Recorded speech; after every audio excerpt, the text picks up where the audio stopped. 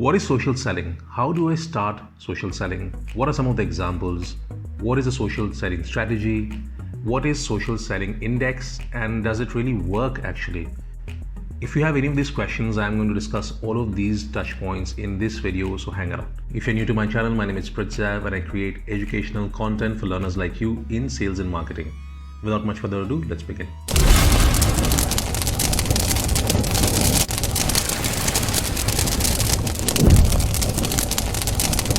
The world of business is getting more and more complex. With the constant change in the ways the customers are dealing with brands, companies now need to be on their toes all the time to adapt to that change and come out the winner. It also means that sales professionals need to be more creative and find out newer ways to reach out to the potential customers. One of such ways is via social selling. So what is the meaning of social selling? To the layman who has never heard this word can really be misleading. Is it another word for social media marketing? Well, if it is, then why create a new word and confuse us all the more, right? So you see, social selling is not about social media marketing. Why? Because social selling is part of the sales function, whereas social media marketing is part of the marketing function. Two different functions, part of the same department, sales and marketing. Social selling is a method by which corporate professionals reach out to their potential customers, warm them to their company, to their products and their services. Most importantly, you want to let your prospects know that, hey, we are here to help you, to let you know what we can do for you today, provide value upfront. So I really urge you that after watching this video, do not simply go on to social media and push your messages to people you don't know randomly saying that, hey, buy my products and services, because it will sound too salesy. Instead, what I suggest is that you find out the right people to reach out to that are relevant to your products and services, to your industry. Reach out to the leaders and show them, demonstrate them how you can provide value, add value to their existing problems. That brings us to our next point. How do I start social selling?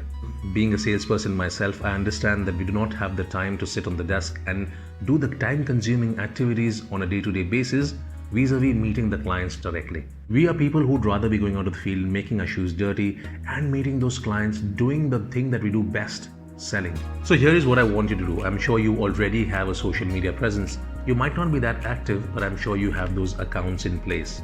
For example, being a corporate sales professional, I expect you to have a LinkedIn account. If you do not have an account, create one today. Start following the relevant people from your industry, top leaders, the content that is really relevant to what you are doing, and engage with that content. Do not forget to leverage on something known as LinkedIn groups. Join the relevant groups and make sure that you share relevant content from time to time. Now, what I want you to do after doing all of those things is also find out who are your potential customers, find out the leadership, the decision makers, and start interacting with them, asking them actively how you can help them make their lives better. But right, Priths, now does it really work? Doing all this is fine, but will it eventually give me any results or not? Let me tell you something here. Social selling works, and social selling works just fine. It is eventually a part of a sales function. If done right, it will reap benefits that will overshadow the benefits of cold calling or cold mailing. In short, it will help you to build rapport and relationships with your potential customers so that you are able to convert those prospects into paying customers later on in the sales cycle. Not just quantitative achievement, social selling also helps you to achieve your numbers, your goals, your quota. So what are some of the benefits of social selling? Number one, you come across as a leader and expert in your industry. The prospective leaders see you as someone wanting to help provide value rather than sell them something upfront. Number three, more importantly, you make yourself known to the key decision makers in your prospective client organizations.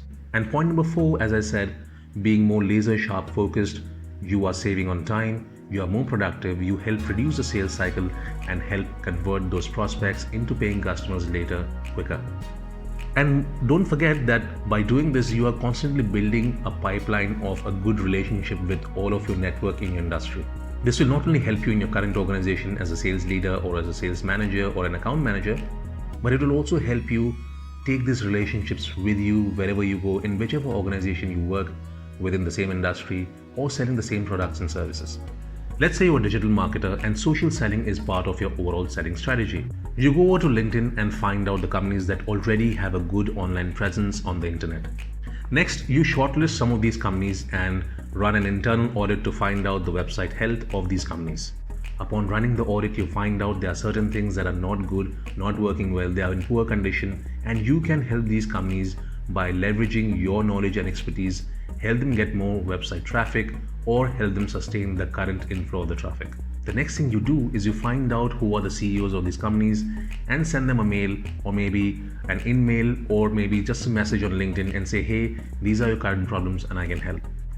You can also guide them and teach them and inform them as to how they are losing website traffic because of the current challenges. Maybe they are not even aware that they are existing right now on their website.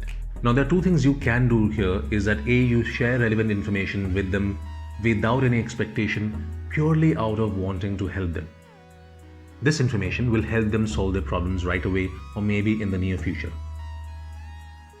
Alternatively, you can say, hey, I am a digital marketer, I can help you solve these problems, and let me offer you by doing ABC for you, and then let them respond to your offer, and the next thing you do is offer a good price and you solve the problem. I highly recommend that you do not sell anything from your side if you're making the first contact with anyone on social media profiles, especially the CEOs, MDs, and top leadership.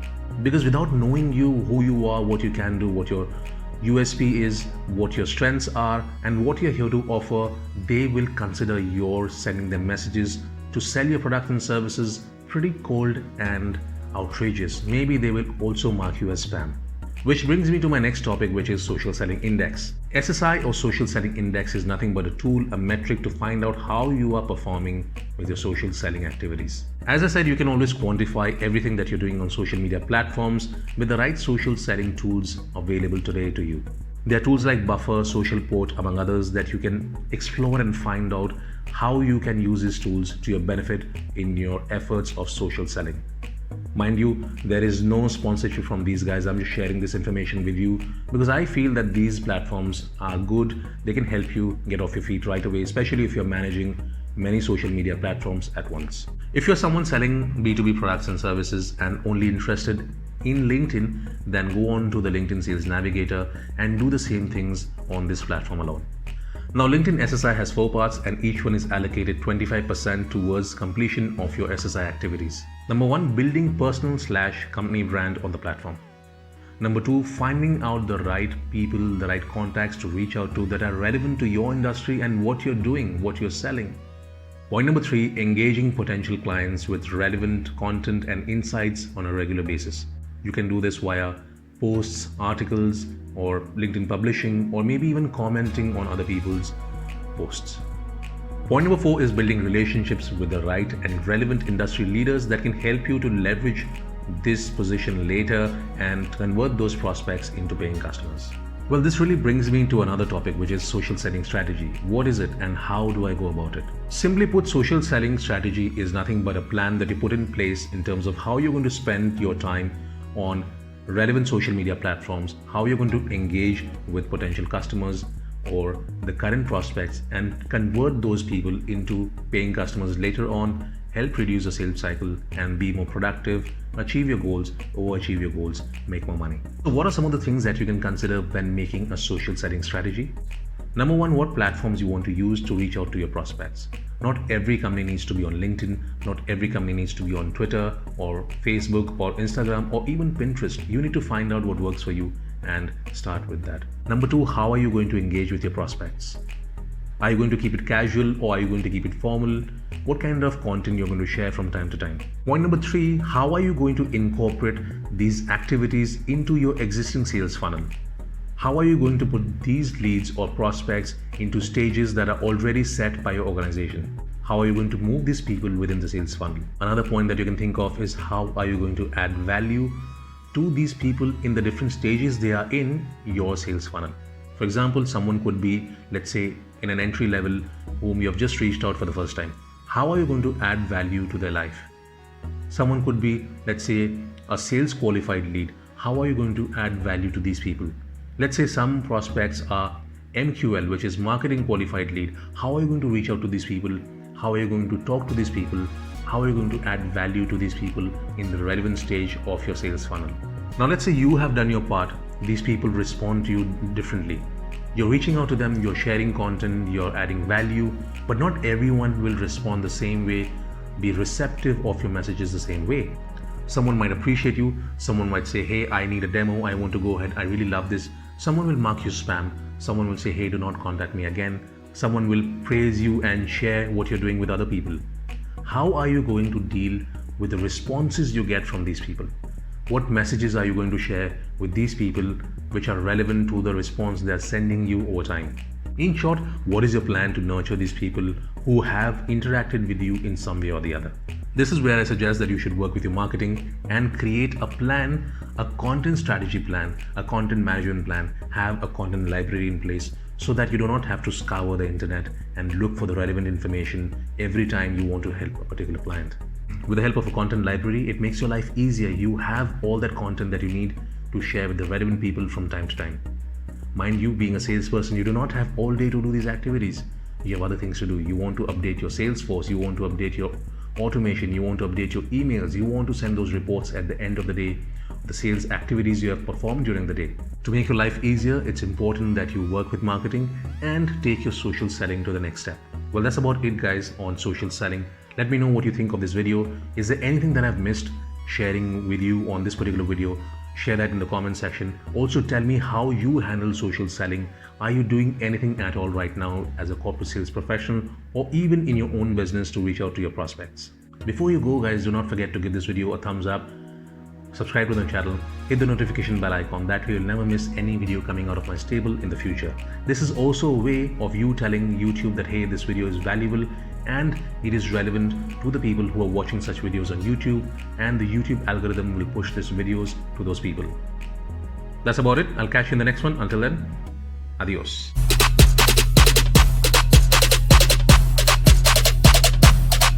Lit, roll up to the party.